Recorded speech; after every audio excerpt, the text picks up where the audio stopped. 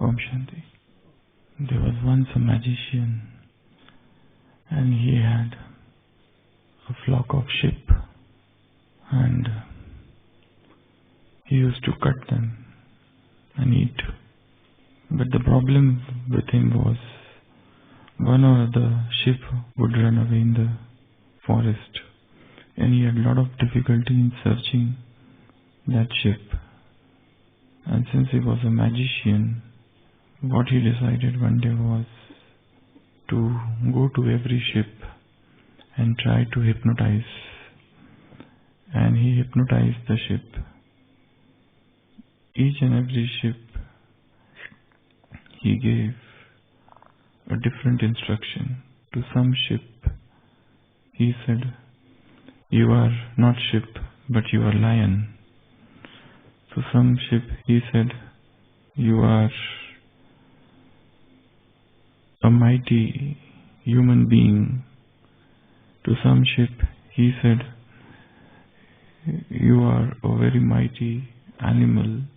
Or to some he said, "You are a magician." So in this manner, to every sheep he hypnotized, and that sheep then would not run away. They would see with their own eyes the other sheep being butchered, and yet they would not run away because they were in such a stage of hypnosis. So in this manner, his problem was solved.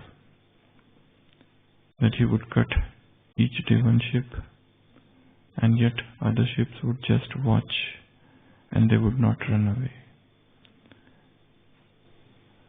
The story was told by one German philosopher, and he used to say that even humankind has been hypnotized in such a manner. The vices have hypnotized us. So we'll see something about this hypnosis of Maya. Even the Maya has hypnotized each one of us. When I say hypnosis, they talk of many components of hypnosis. And all these things happen to even Brahmins, those who know Maya, those who understand Maya.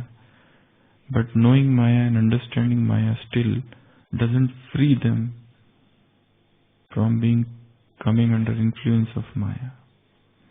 There is a group of people who is unaware who is Maya.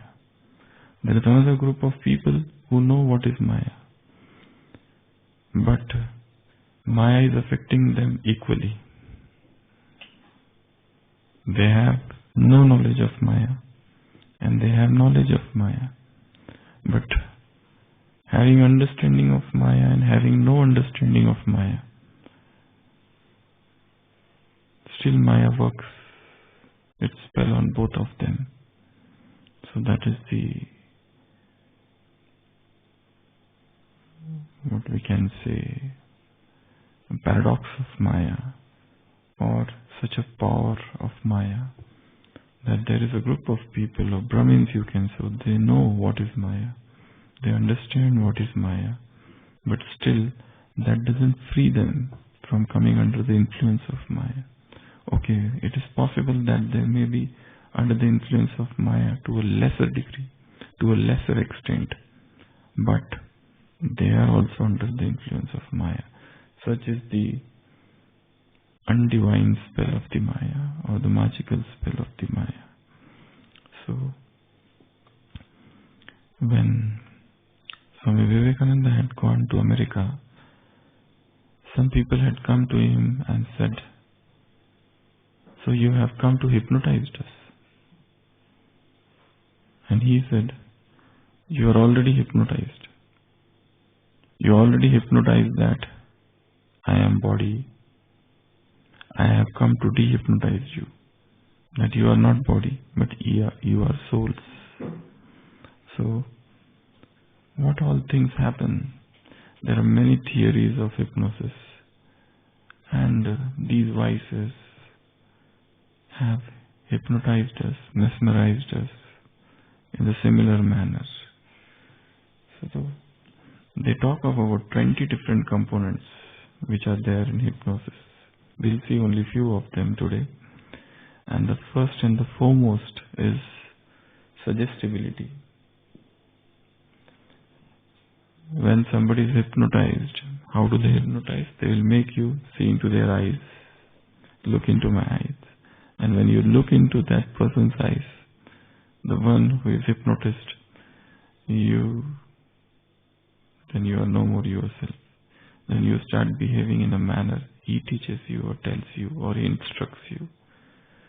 So the first thing that happens is instructibility, suggestibility. Whatever the person who is hypnotizing suggests you, you behave in that manner. They don't have special power, but it is a special technique, and there are special classes and special ways to develop this. People conduct courses. Actually, hypnotherapy has a lot of uses in medical sciences. It's a sort of therapy by which person can be given instruction, like, for example, there's an example of one doctor, and there was a patient who was suffering from wart, some skin disease, and all the skin specialists had ultimately said that this disease will not respond to any treatment because they had tried everything. But that skin disease was still coming every time the treatment was stopped. So very refractory skin disease. So ultimately one doctor, I forgot the name of the doctor, he thought, let me do some hypnotherapy. And he gave him the course of hypnotherapy of 7-8 days. In hypnotherapy, what happens is, this is our mind, this is the conscious mind, and this is the subconscious mind. This is the conscious mind. The conscious mind is made silent, and all the instructions are sent to the subconscious mind. And subconscious mind doesn't have logic. It understands the language of words, feelings, pictures, emotions. It doesn't argue.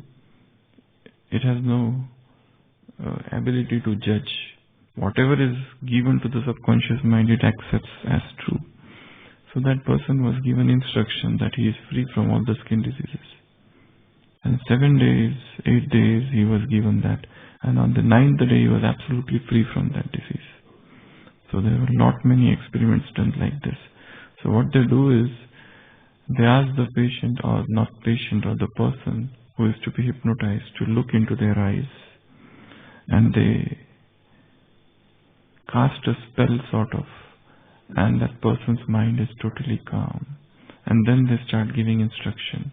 If they tell him that you are elephant, the person will start behaving like elephant. If the person is told that he is buffalo, he will start behaving like buffalo. Whatever instructions you give, that will straight go to the subconscious mind. So one of the things that happens in hypnosis is suggestibility. Whatever suggestions are given, then go within. In fact, in spirituality, all these vices, or you can say Maya or Ravan, we have been hypnotized in one way, that we are not souls but we are bodies, and that body consciousness is so deep that it's sort of a hypnosis. Unless and until God comes and dehypnotizes us. Unless and until God comes and dehypnotizes. Sometimes a person is hypnotized, and then how do they break the hypnosis? By doing like this. Do like this, and the hypnosis is broken. And the person comes back to senses and his logic. So heightened sense suggestibility is one of the features of hypnosis. As if a person is hypnotized, like deities who were there, the moment they reached copper age and the starting of the copper age, a sort of spell occurred that they are hypnotized. Earlier they were soul conscious and suddenly they become body conscious. And that body conscious persisted for such a long time that now when God comes and He tries to dehypnotize and He tries to tell us that you are not this body but you are soul, but in spite of all the practices, still the body consciousness comes. So it's so deep, so strong, so powerful. So, as I said about medical field, yes, there are courses, there are levels, level 1, level 2, level 3, advanced level, courses given in the world. There are well-known hypnotherapists and they used it as therapy. There are some courses in medical colleges also, in some of the medical colleges about hypnotherapy. So, this is how we have got hypnotized. And to free from the spell of hypnosis is to know first of all that I am hypnotized and I want to get rid of it. This is the spell of Maya.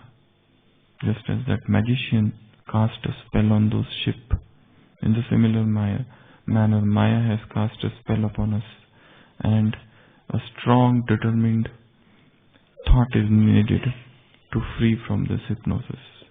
That all acts of body consciousness, all acts of body consciousness, Deha Bhan, Deha Abhiman, Deha Ahankar, everything that comes in that category, ego of position, ego of post, ego of being something, they all constitute body consciousness. All body consciousness of touching and holding and everything.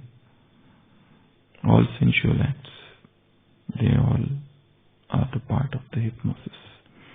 So, the first thing that the Maya does is to increase the suggestibility. There are two more words. One is known as autosuggestion. Another is known as heterosuggestion. Autosuggestion is something self-hypnosis, which we give ourselves. Heterosuggestion is given by somebody else. Like a child is there in one family and he is not very intelligent, but everybody in the family keeps on telling him, you're a fool, you're a moron, you don't know anything, you're good for nothing. So this sort of heterosuggestion. Gradually he starts accepting those suggestions. And gradually he loses his self-confidence and the ability to think or do creativity, and he loses everything. And he becomes a failure in life. This is how failures are created. And there is something which is known as autosuggestion. With autosuggestions you can reject heterosuggestion. They can be so powerful.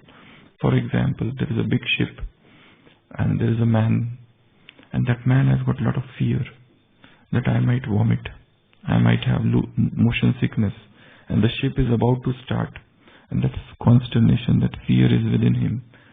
And somebody sees, suppose the captain of the ship sees, and he thinks, let me do some fun. And he goes up to that person and tells him, it seems as if you will vomit. It looks as if you are having a lot of nausea. So that person is already about to have vomiting or that sort of retching or nausea, and he definitely vomits. Now, there's another person who is also having nausea, but he's a very strong-willed person. The captain comes to that person and tells him, it seems you will vomit. He says, no, not at all. This is a very small thing for me. It is not going to affect. So he rejects that suggestion. So it depends on us. There are people who will suggest, and we have our own power.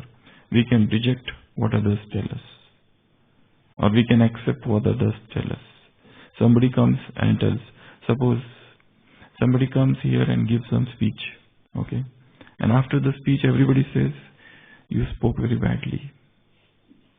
You don't know how to speak. It was absolutely nonsense. Did not you prepare? You should have prepared. You were given time. And he feels, oh, and he accepts, I should have prepared. And it was really bad. And next time when he is told, he dodges it. He ducks that opportunity or that thing. Because first suggestion he accepted. There's another way. Other person who spoke, and he spoke really bad, in a bad manner. Many people came and told him it was not good. He said, not good, it was very good. It was excellent. It was beyond your level of understanding. It's so philosophical. How will you know such deep philosophical things? It's not for you. I have spoken for some other people. So, auto-suggestions and hetero-suggestions is very important. Auto-suggestions is what we are, self-talk, which is going on continuously within us. What we are telling ourselves. Is it self-victimization? Is it self-blame? Is it playing the victim card? Or it is self-aggrandization? Self-aggrandization means magnification of oneself or exaggerating oneself. That is known as act of self-aggrandization. So what are we doing within? That is very important. So Maya, she gives hetero suggestions. You're weak. You can't do this. It's difficult. Look at others. They are here from 40 years. They couldn't do it. How can you do it? It's so difficult. They are full of so much ego. How can you become egoless? So this is all known as suggestibility. This is first thing. There are 20. We will take few of them today. So second thing is trance logic. Trance logic. What is trance logic? Trance logic is your ability to think is gone. It is something very much related to suggestibility. Ability to think, to judge, to discern, everything goes. For example, in hypnosis, Sammohan, he makes you sit in front of you and he gives you the suggestion that you are coward, you are fearful, and you start fearing. Your own ability to think is gone. That is known as trance logic. You enter into the stage of trance where logic is suspended, where logic is destroyed. No logic. Whatever you are told, you start believing that. It's very much similar to suggestibility, but still it is given separate status in psychology. So trance logic means Maya has done trance logic with us. That our ability to think, to judge, to decide, to discern, to discriminate, to understand, everything is gone. And whatever we are told, we start believing, behaving in that manner. So, trance logic. Then there is something known as amnesia. Amnesia is forgetfulness. Start forgetting. And this is quite common in old age. Yesterday one sister had come to us in OPD and she said that she was conducting some course somewhere and now she is suffering from this amnesia, memory loss. Suddenly she forgot what she had to speak. She had been doing this from last 17 years, stress management course. 7 days course of stress management, and suddenly she forgot. And it was a public program, but somehow she managed. But what she had to speak, she forgot. So we have a battery of investigations have been ordered. Maybe shrinking of brain and atrophy. Some of the things happen in the brain. Alzheimer's and other things. Sometimes it can come on earlier. So amnesia is total forgetfulness. We forget who we are. We forget what we are. We forget the knowledge. That is the cast of Maya. That is the spell of Maya. That is the hypnosis of Maya that makes us undergo amnesia, period of amnesia.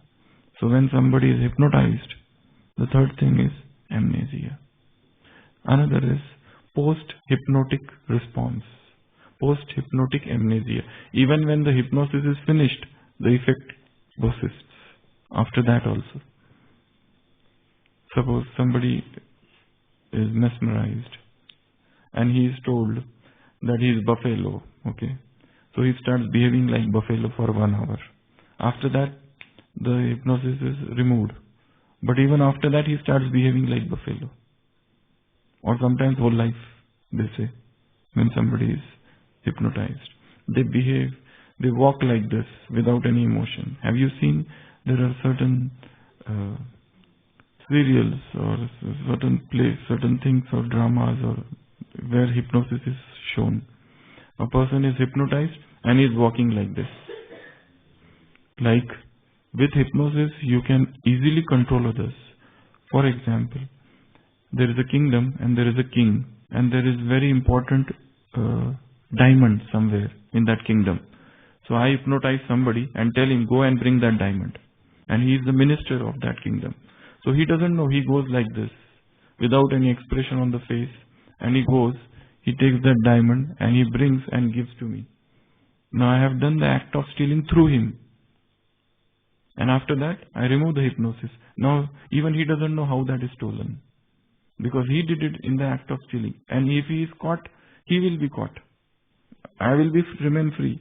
Because I am the hypnotizer. I am the hypnotist and he has done it through me. So, such things have been done in kingdoms. And nobody can detect. Because he even if he lies, the lie detector will say, he is the one. But the person who has done it, it's a sort of conspiracy. That person will escape scot-free. He will go away because nobody knows him. Everybody knows him. But he is doing in the act of spell. So this is sort of hypnosis.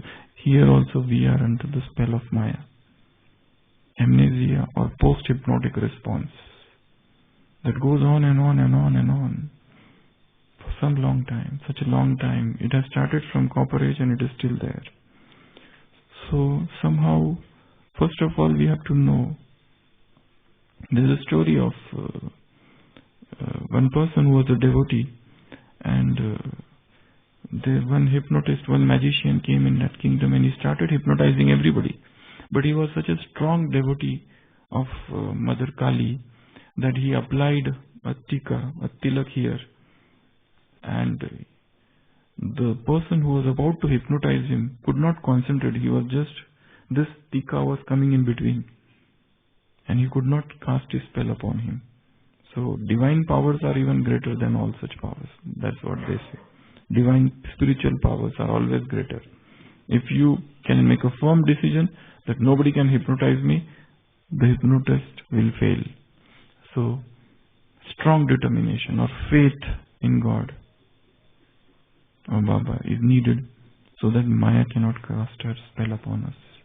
So the other thing is, first as I said is suggestibility, second is trance logic, third is amnesia, post-hypnotic response, and then something which is known as idiosensory response. Idiosensory response. For example, sensory response, idiosensory. The hypnotist will tell you, it is very cold, and I will start feeling cold.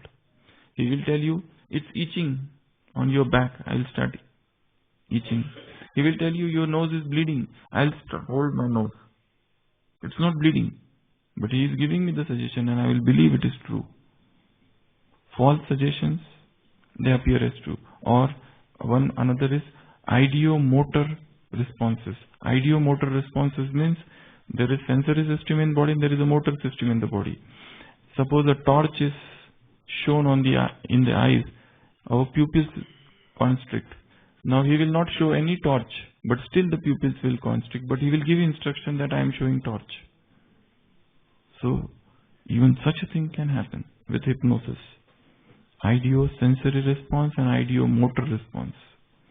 So Maya will tell, these voices are very strong, you can't control them. And we believe that they are very strong. They are false suggestions, but we start believing them. Maya will tell us that you are tired, and we believe we are tired. Maya will tell her your sleep was not well enough, you should sleep today morning. It's a hypnosis, some Mohan, and we will start sleeping because I am tired. Maya will tell you are feeling feverish, no? So somebody will tell, let me check temperature. He says, please don't check with thermometer. I am feeling feverish, that's it. Because if you check with thermometer and if it doesn't come then, so please no checking with thermometer. I am having fever, I have body ache and I am having headache. Now how do you gauge somebody's headache? If somebody says I am having headache, there's no machine to confirm that person is having headache. If he says he is having headache, you have to believe headache is there, finish. So Maya will give ideo-sensory and ideo-motor responses or suggestions, and we start believing. So these are two more things. Then automatic writing. One more thing in hypnosis is automatic writing. The person writes, but he doesn't know what he is writing. There is a total dissociation. His writing is different from he is told to write something and he starts writing, but it is not coming from him, from his own brain. He is writing, for example, in hypnosis somebody will tell you to send an email, a warning email to your boss, and you send a mail, and after that you don't know that you have sent it, because that was done in the stage of hypnosis. You are told to write something and you write, and it is your handwriting also, but you do not know that you have written it because it was done in the spell of hypnosis. So this is known as automatic writing. Another is somnambulism. Somnambulism is walking in sleep. One is sleeping, gets up and starts walking, sleepwalking. So that is also a part of hypnosis. So Maya is something that calms the conscious mind, and direct suggestions are given to the subconscious, and whatever you are told, you do. A person who knows all the principles of all the rules and all the regulations, all the Srimad, and yet he breaks for 10 minutes and commits some crime, some sensual crime in that 10 minutes, in that 20 minutes. So that is sleep. Then one more is time distortion. Time distortion means 2 minutes appears 20 minutes and 20 minutes appear 2 minutes. Time lengthening, time shortening. It's like when a mother is there and her child is in pain, the night seems very long. Or a friend comes to you after a very long time and you spend the whole night with him, but it appears as if it was 2 ticks, just 2 minutes. How the night passed, you don't know. So time distortion is one of the features that happens in hypnosis. So here also, the time of confluence age, our perception towards this time is distorted. The importance of this time is totally distorted. What time is at present, we do not understand it as it is, but as if it is long time is there for Purusharth. We can do it any time. So all distortion, all perceptions towards the time is distorted. So these are all few things we will discuss tomorrow. So this is all the magic spell of Maya, where hypnosis occurs, and all the things that happen in hypnosis start happening here with us. So one thing is, treatment is to know it, to understand it, and to break it. Most important thing is to know that I am under the spell of hypnosis. Okay, so we'll see few things tomorrow. Om Shanti.